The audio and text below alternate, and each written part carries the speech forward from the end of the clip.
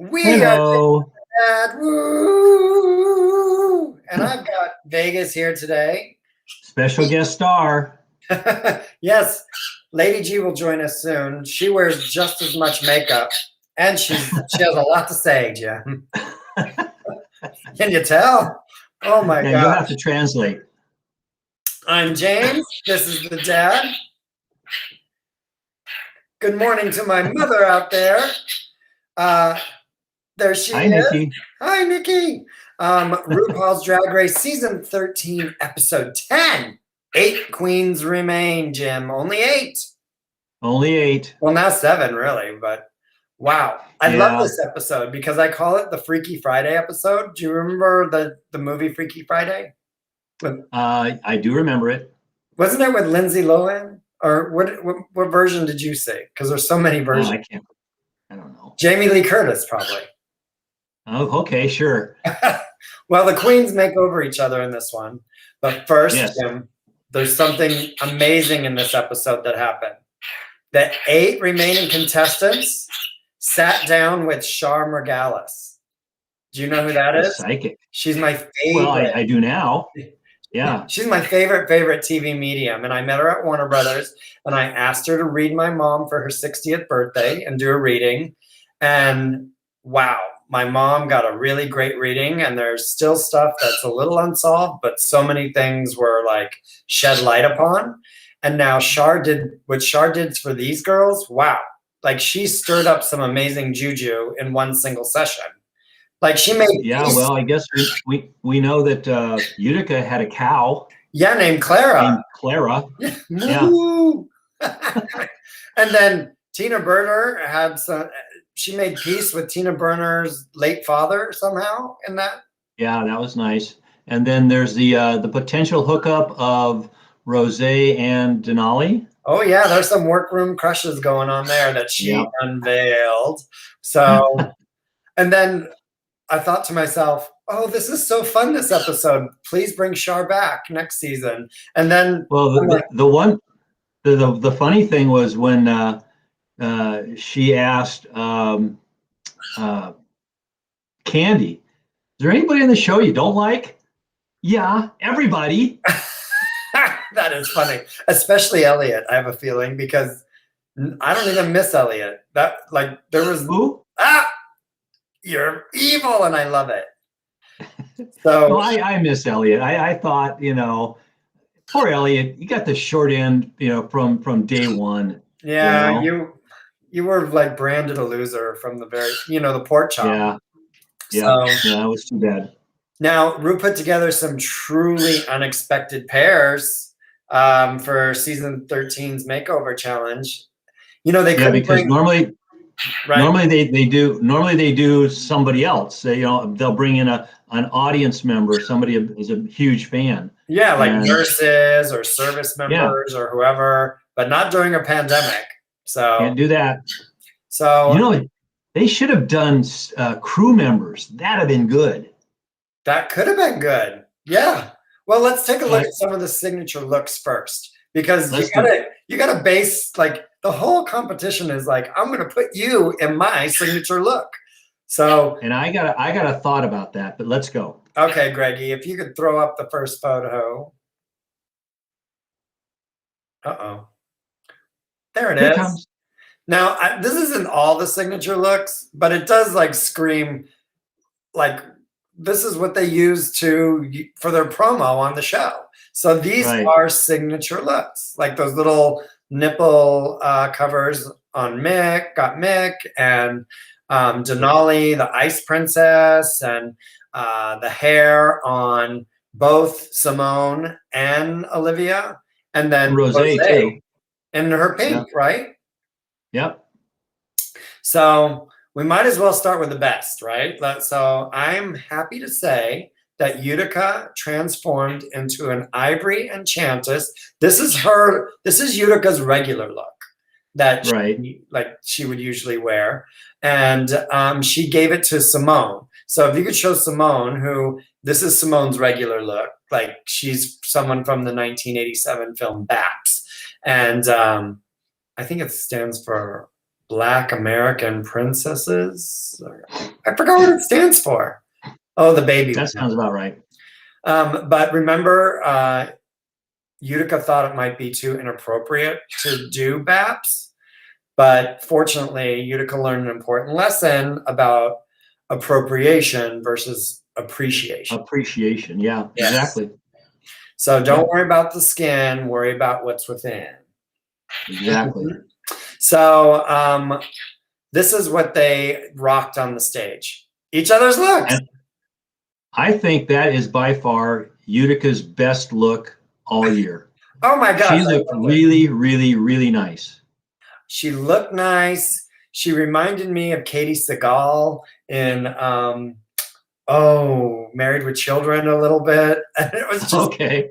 It was just super fun. And it was also like a trip to see Simone fully embrace like Utica's weird, awkward, non-sexual but funny kind of modern dance stuff that she does. And Simone just went for it, and it was brilliant.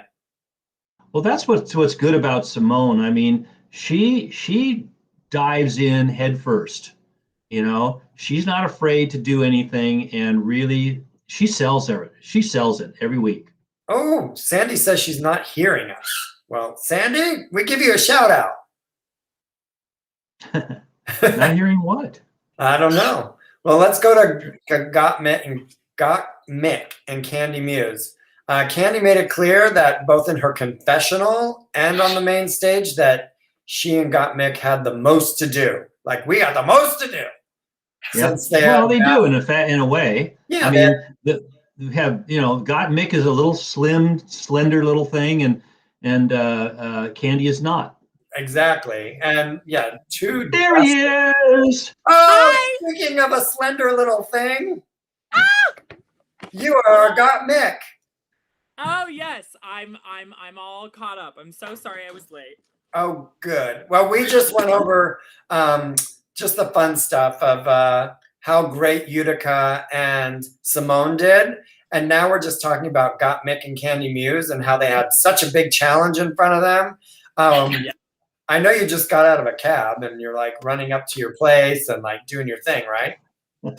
Yeah, I'm sorry. I had a brunch moment, and then it got a little pushed back, and I just came from like the top of Manhattan all the way back to Brooklyn, so I'm here. Oh my gosh, look at you. And we're impressed. Yeah. We're very impressed. Thank you so much. I'm so talented. Yes. So what did you think about Got Mick's branding all over Candy? Oh, I loved it. I personally enjoyed it.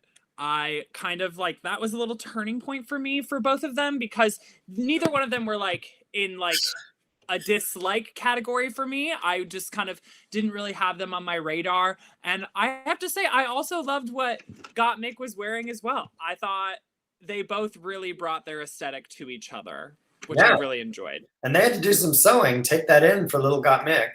Mm-hmm. And it worked. I mean, I think it worked. And I thought she looked good in that kind of drag. It was really interesting to see all these queens this week do a different drag style. And for a lot of them, I was kind of like, you should like take some notes, because like you still look really good.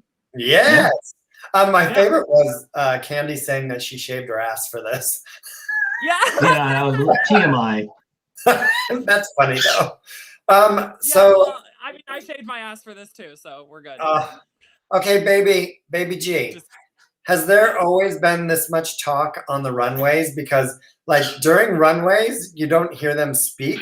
And these days I'm hearing them all say things like while they're on the runway. I know. Do you notice that? Like, is that new dialogue? There is a different dynamic to it, I think. Yeah. Yeah, okay, good. All right. Let's go to the next ones. It's Tina Burner and Rosé.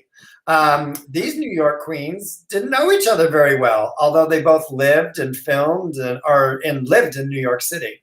And they do a lot of gigs together. I mean, they work at the same bars and stuff. So. I guess they give each other side eye a lot, apparently. But Rosé nailed Tina's mannerisms when they took each other over. And my goodness, look at Tina Burner's eyes. We could see them. I know. It is kind of revolutionary, isn't it? Oh, well, the thing is, I look at this though, and the dress that Rose wore for this particular look made her look very, very frumpy and heavy. And it wasn't at all a Tina Burner red, yellow, orange look either. No, it wasn't. Isn't that what Tina's all about? Yeah, it's supposed to be your signature look. This ain't it. Yeah. It really wasn't the tea for me. It was not. No, and it wasn't for the judges either. They were not overly impressed, and they didn't put them in the bottom because there was some others that really did deserve to be in the bottom. And we'll talk about them now. Yes, let's do that. Hey, with that long ponytail and that light blue tulle, I actually thought Olivia was a dead ringer for Denali, though. I mean, I was here. I really liked. I thought Denali's look was like out of all of them, I kind of felt like that was the most signature. On Olivia, though. On Olivia, yeah. I do kind of think there could have been a little better work done with the makeup, with the eye makeup. I feel like it was a little not proportionized well with Olivia's face, but I mean, you know. What's a girl gonna do? Yeah. Yeah, like what's a girl do when you're under that pressure? But I love that she did like this is what I wanted to see with Rose and Tina. Like Denali put the signature braid on there. She does have a lot of tulle and a lot of ruffle in a lot of her outfits. Like, yeah. I feel like there was really a lot of like, this is me on you. And with Rose and Tina, I did not really feel that. Well, Michelle Visage put it, Denali could have been anybody. She could have been anybody here with this wig.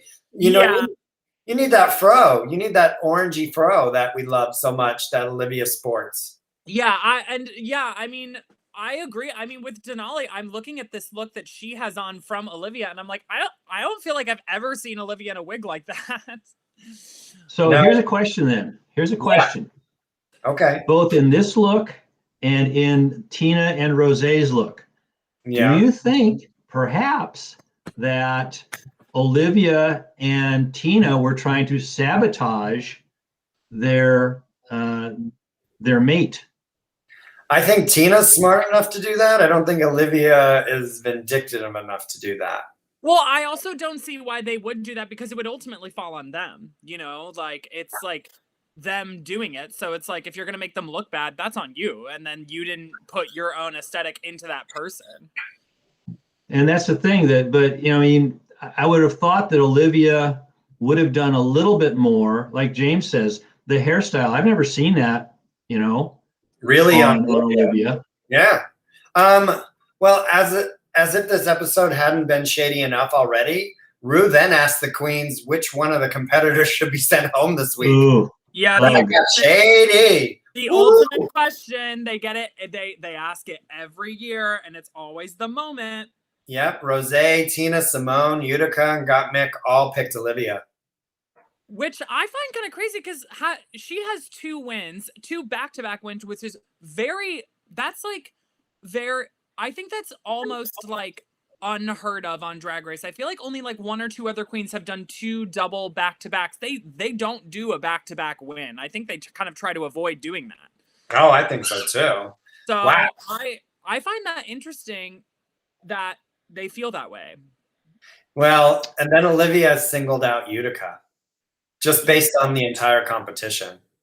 But you know, I mean, if they're singling out Olivia like they, you know, almost all did, to me that indicates they know she is a very, very strong competitor. Yeah. Well, did you enjoy the lip sync battle between these two? It was okay. I mean, again, just for me though, I mean, I can usually tell within the first, you know, 15, 20 seconds who's going to win, you know? Yeah. And Olivia came out and just she slayed it.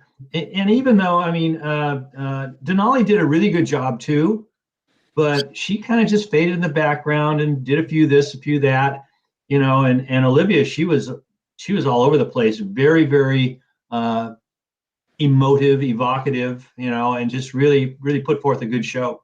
Yeah, Jimmy's son kept saying, "Where's the tricks? Where's the tricks?" Oh, did he want? Well, we haven't seen a death drop this season. Not really. Not a single death drop. Well, that song by Mary Mary called "Shackles of Praise" or something like that. I loved it. I'm like, oh, I like this. Is that like brunch music? Yeah. Like, yes, like drag brunch music. It was good.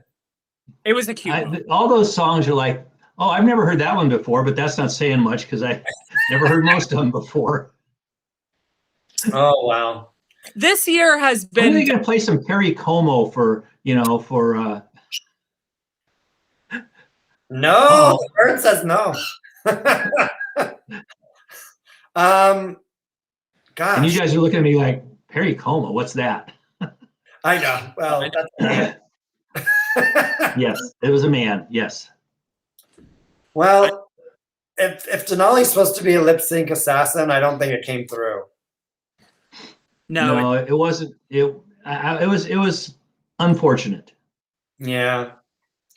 Oh well. I mean, it was. I mean, I had Denali picked to be in at least the top 5. No, yeah. That was the gag for me this year. On this season, I had her pegged in. I thought, honestly, I got to the point where I had confirmed basically this week before this happened. I told myself, and I told my friend Jay this too. I said, I think either Simone or Denali will win. Wow. Yeah, I thought Denali was going to be in the top 3 and potentially win. So that to me is I couldn't believe that they got rid of her. And I kind of had a moment of like, so like we saved Candy Muse, but we let Denali go. But that's just my opinion, and I love Candy Muse, and I think she's fabulous, and I really enjoy watching her. I really do. But I really had put Denali into a higher, like I had kind of locked her in as like I think she might win. I agree with Jim too. 5th place. What about the top 4 though? Well, Olivia's struggling. She was going to be top 4. It's definitely 2 secured spots are the 2 basically only secured spots in my opinion are Simone and Gottmik. And then I think everybody else has a battled out. But Rosé and Tina both need to win something. Yeah, Tina. I think Tina's definitely a top 4. But to win, she hasn't won yet. She's got to win. We are now at the point in the next like episode or 2 where that will come into play, where it's kind of like if you haven't won yet, you're gonna go home. Body of work. Yeah. You need to have at least 1 win, and Rosé has 1 win. She won the music challenge. Tina does not have a win yet, so Tina needs to win next week, or she's in trouble. Tina needs the fans of Graham Norton to help her out because they used to date. No. That's so crazy that they dated. That's insane. She got the UK behind her. Unless they had a really bad breakup. She has leverage. Okay, so I want to show my very favorite photo of the night. If Greg can show it, it's the last photo. He's probably going to not show my favorite photo, but there's another one of Denali skating away. Oh, that's my favorite photo of the night. Utica. That is such a good look for her. That is such a good look.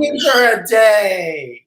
Oh, and she didn't come out and do all the funny facial maneuvers. She just came out and did Olivia.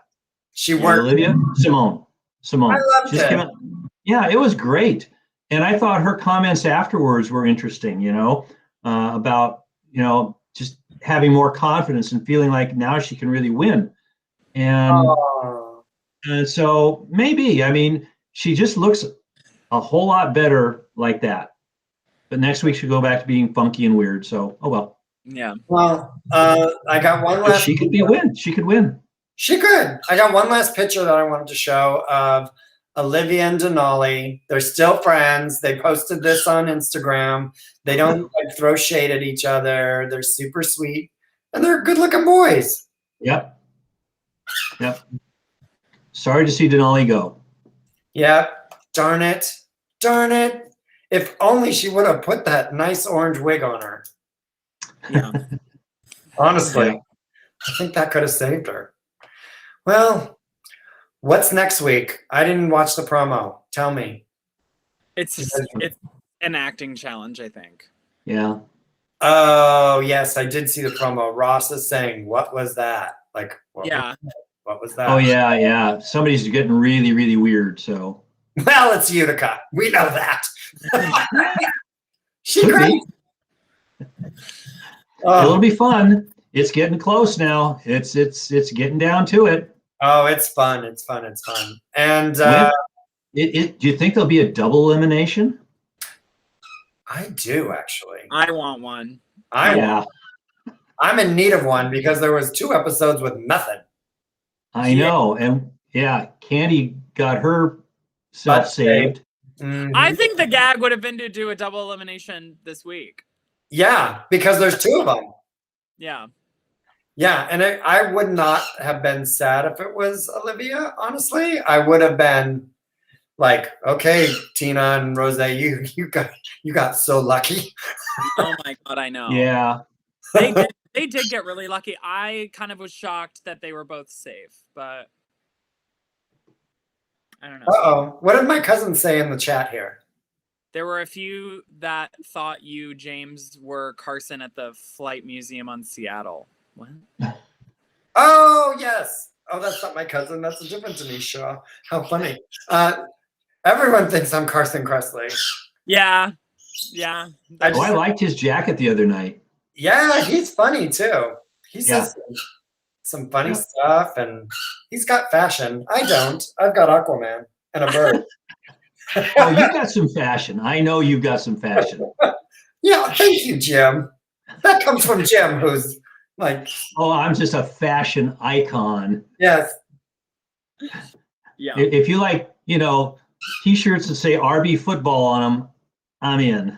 I love this journey for you. I do. We do love the journey. Maybe cut it halfway and like show your tummy. I mean, because that's a look. No. It's a look. People will be saying, "Quick, roll him back in the ocean before he dies." Oh my God. Thank you not.